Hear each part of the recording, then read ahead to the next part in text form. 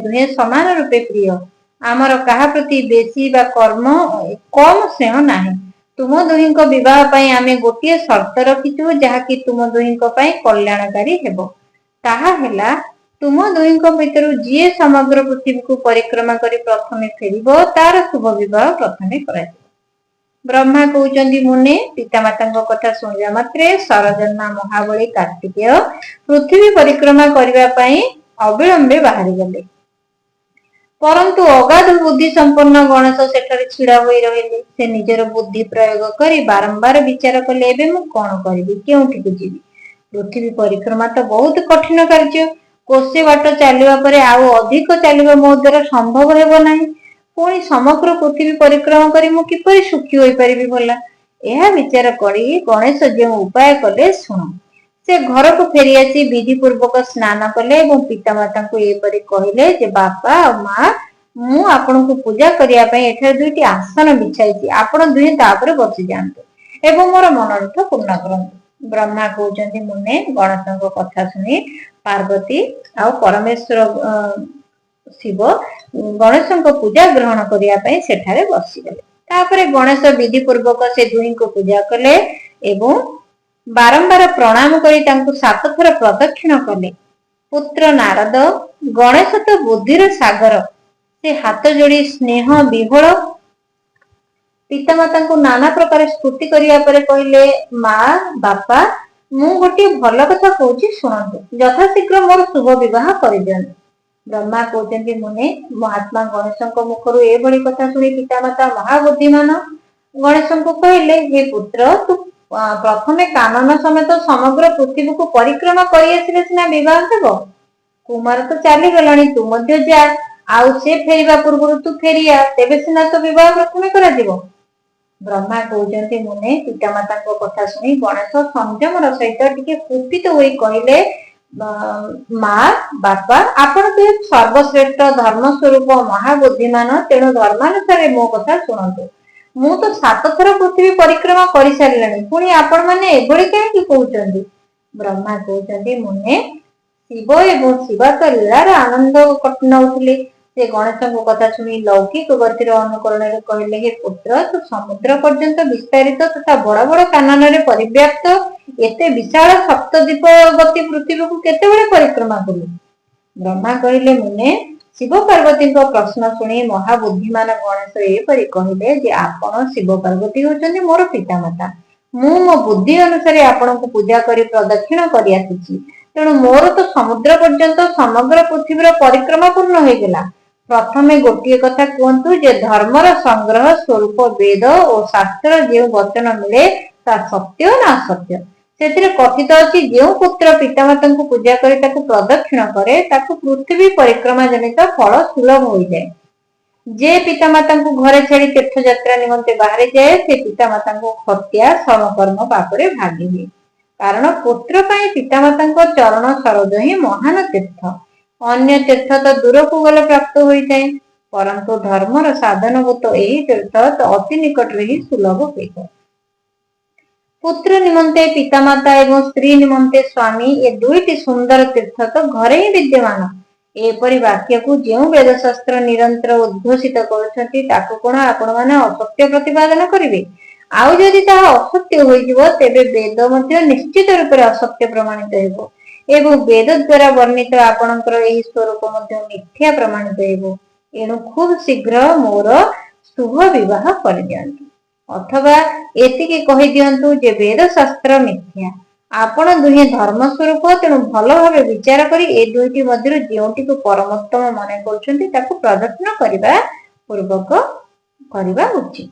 ब्रह्मा कहउचंती मुने परम बुद्धिमान महाज्ञानी पार्वती नंदन गणेश एतिके कहि चुप होई गले।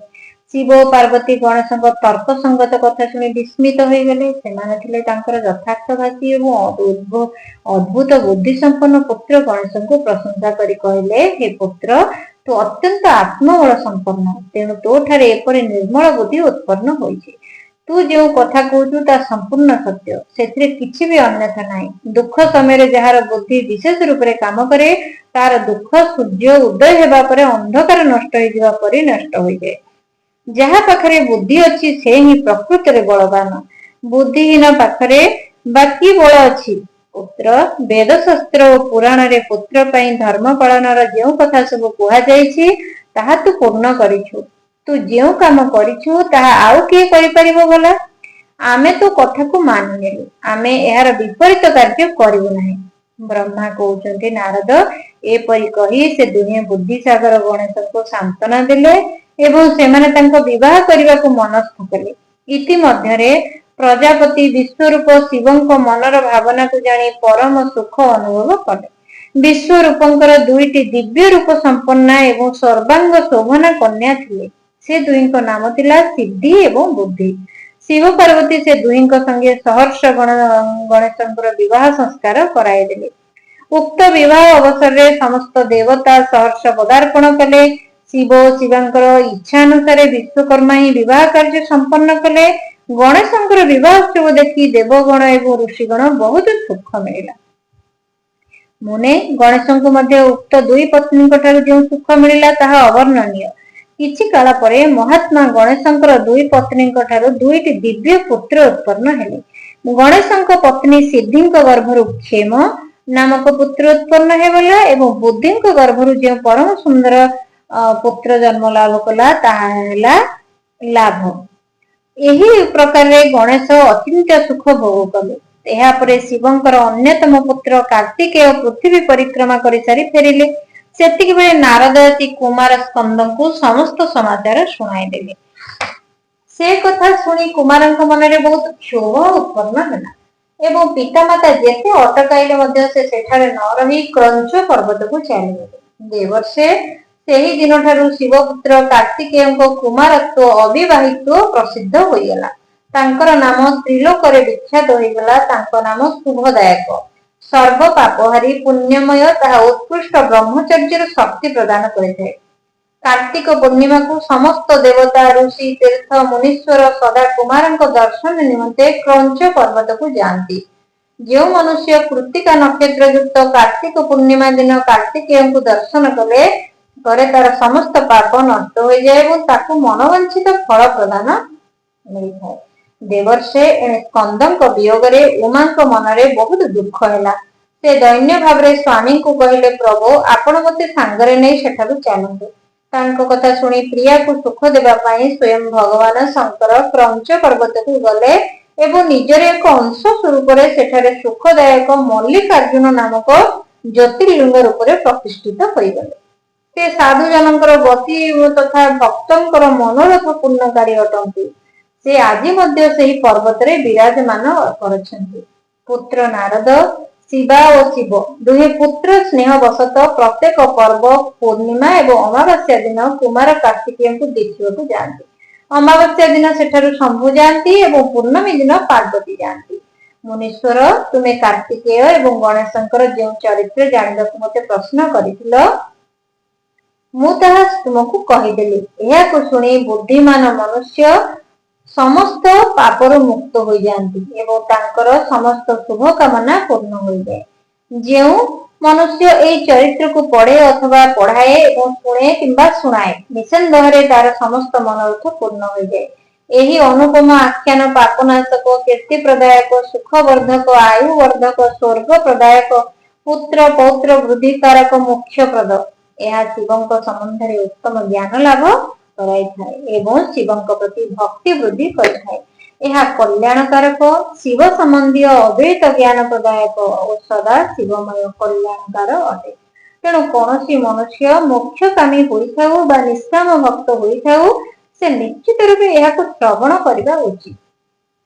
अध्याय 20 संपूर्ण एठी रुद्र संहितार कुमार खंड संपूर्ण है। तेणु कुमार खंड आपन को केमिति लागिला, आपन को जदि ए अध्यायटी भलो लागिछि तेबे वीडियो को लाइक करी चैनल को सब्सक्राइब करिवे। गणेशंकर विवाह तांकर पुत्र गणेश कार्तिकेयंकर विवाद ए सब विषय जदि आपन अन्य मानको को जणाया पई चाहुचंती ताले निश्चय वीडियो को बहुत परिमाण रे शेयर करंतु आउ कमेंट रे ओम श्री गणेश ओम श्री कार्तिकेय नाम ए सब लिखिकी आपन दियंतु। तेबे आसंता काली आमे रुद्र संहितार पंचम खंड पाठ करिबा। तेबे आसंता काली देखा हवा।